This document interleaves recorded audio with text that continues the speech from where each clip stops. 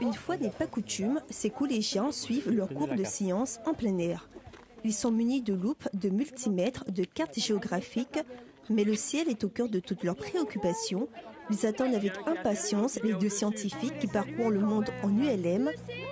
Puis Clémentine et Adrien arrivent enfin. Ils altérés, s'ils débarquent, les questions fusent de partout. Ils ont bien assimilé le principe qui est de poser un maximum de questions à ces scientifiques aventuriers du ciel.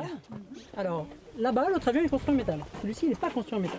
J'ai appris que dans l'avion, là, qu'on mettait l'essence par en haut dans l'aile en haut, et que dans le moteur, c'était du premier avion, le moteur, c'était un moteur de jet ski. On n'est pas rentré dedans, on n'a pas pu piloter, mais on a juste regardé, mais on n'avait pas le droit de toucher, juste regarder ce qu'il y avait. Et il avait allumé comme une petite télé pour regarder, pour voir le devant ou le derrière, s'il n'y a pas de risque. Les aviateurs Adrien et Clémentine filment et photographient depuis les airs la côte guyanaise pour un projet de l'Institut de recherche et de développement.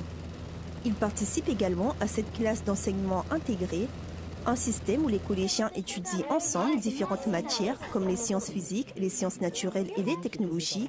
Cet équipage scientifique, c'était une opportunité à ne pas rater. Des différentes informations fabriquées spécialement. On vient en premier à la demande des élèves et des enseignants pour répondre à toutes leurs questions.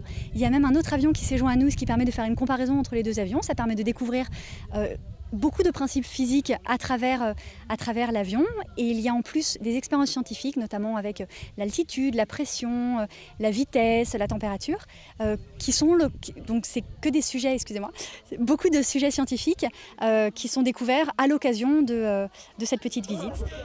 Et finalement, se mettre à la place du commandant, caresser le tableau de bord, est-ce que ça donne envie de devenir pilote? Ça me donne envie de piloter dans l'air. Ça donne envie, ça donne vraiment envie. Donc tu es dedans, tu penses que tu es un pilote. Et je pense à être pilote un jour. Après la Guyane vue du ciel, Clémentine, Adrien et leur expédition scientifique s'envoleront en direction le Pérou, en survolant le fleuve Amazone et les Andes.